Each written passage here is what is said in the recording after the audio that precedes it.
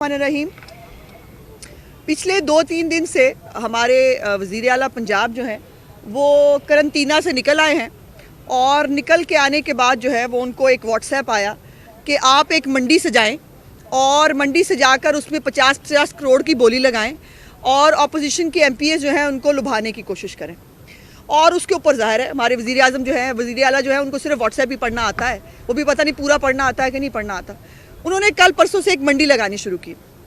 हमारे वो अज़ली लोटे जो हमेशा से लोटे थे, 2.5 साल की मेहनत के साथ वो लोटे तैयार किए, लेकिन वो साथ लोटे जो हैं वो जाके इत्मीनान का इजहार करते हैं और साथ में ड्रामा किया जाता है कि जी वो शरकपुरी साहब ने इस्तीफ़ा भी दे दिया हमारे साथ, और डाहा साहब ने जो है वो फरमाया कि वो सेनेट के इलेक्शन में जो है वो मुस्लिम लीग नून को वोट डालेंगे। तो एहसान तो वो नहीं करेंगे, ये मुस्लिम लीग नून की सीटें हैं और मुस्लिम लीग नून की सीट पर जो इलेक्ट हुआ है कानून और आइन के मुताबिक उसको मुस्लिम लीग नून को वोट डालना है।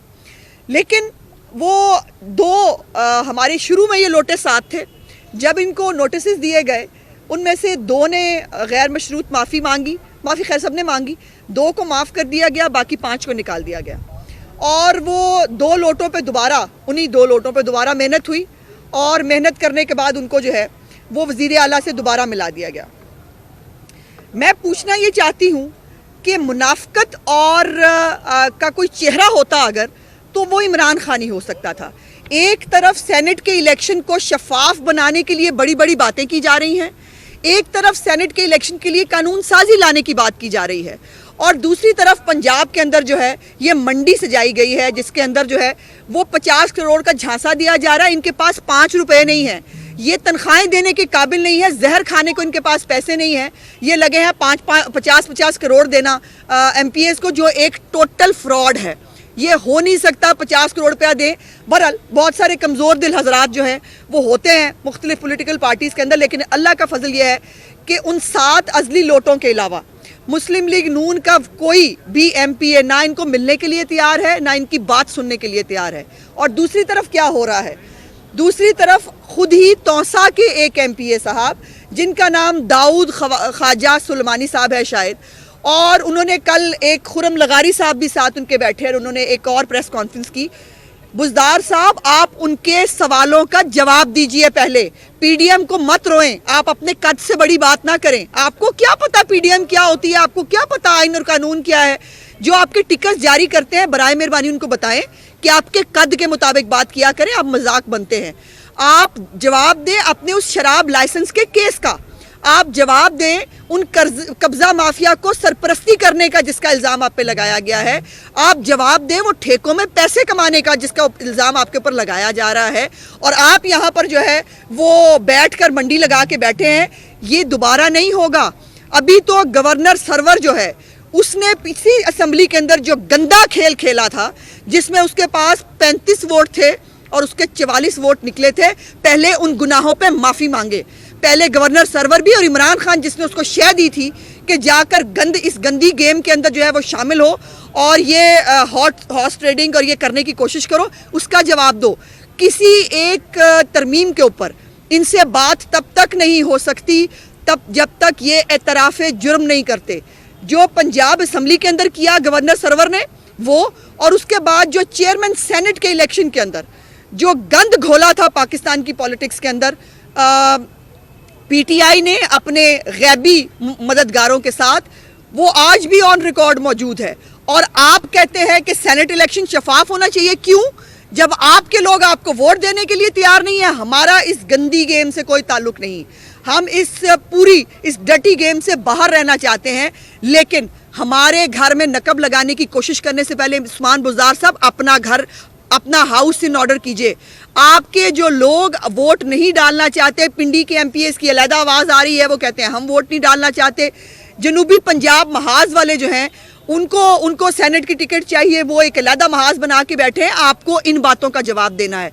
हमारे घर में नकब नहीं लगेगी, हमारे घर में नकब लगाने से कोई फ़ायदा नहीं होगा। आपको अपना हाउस इन ऑर्डर करें और उन बातों का उनका जवाब दें। ये मासूमियत के लबादे के पीछे मत छुपें। मुझे समझ में नहीं आता, मैं पूछना चाहती हूँ चेयरमैन नैब को उस्मान बुज़दार की शक्ल नज़र क्यों नहीं आती जो फेस देखते हैं? जो फेस नहीं देखते केस देखते हैं, उनको आटा चीनी का केस नजर नहीं आ रहा जिसके अंदर उस्मान बुज़दार साहब का चीनी के स्कैंडल के अंदर उनका खुद कमीशन के सामने एतराफ़ है, जुर्म मौजूद है कि उन्होंने वर्बल ऑर्डर्स के ऊपर चीनी की सब्सिडी दी और चीनी बाहर भेजी। इनकी अपनी तहकीकाती कमेटियां कहती रहीं कि बुज़दार साहब के दफ्तर में जड़ें जाती हैं आटे के स्कैम की, लेकिन यहाँ पर कोई देखने के लिए पूछने के लिए तैयार नहीं है।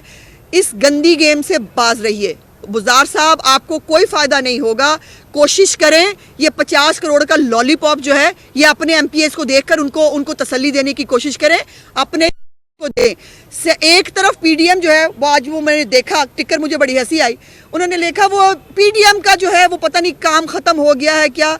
ओ भाई, अपने काम की फ़िक्र करो, अपने इत्तेहादियों के। कभी तुम्हारा जो वज़ीर आज़म जो है वो परवेज़ इलाही की शक्ल देखने का रवादार नहीं था, जैसे ही पीडीएम का जो है वो इनको बोझ पड़ा फ़ौरन एनआरओ मांगने परवेज़ इलाही के दर पे चले गए और अब अचानक से एमएनएज़ और एमपीएस से मुलाकातें शुरू हो गई हैं, वज़ीर आज़म की और वज़ीर आला की भी, और अभी इनके ऊपर प्रेशर नहीं है। बराए मेहरबानी आप देखिए, आपके पैरों के नीचे से कालीन सिरक रहा है और ये हमारे चंद लोटे जो हैं वो आपको नहीं बचा पाएंगे। उन लोटों को आइन और कानून के मुताबिक वोट डालना है। आप अपने एमपीएस की फिक्र करें और ये लॉलीपॉप उन्हें दे कि उनको ये आपने कैसे अपने साथ जोड़ के रखना है। गैर फितरी इत्तेहाद पीडीएम नहीं है बुज़दार साहब, गैर फितरी इत्तेहाद वो इत्तेहाद है जहाँ से लोटे इकट्ठे करके जनूबी पंजाब महाज बनाया गया, उसको गैर फितरी इत्तेहाद कहते हैं। गैर फितरी इत्तेहाद वो है जब तमाम पार्टियों का जो है वो वहाँ से लिए हुए लोटे जो हैं वो इकट्ठे करके पीटीआई के अंदर शामिल किए जाएं, इसको गैर फितरी इत्तेहाद कहते हैं।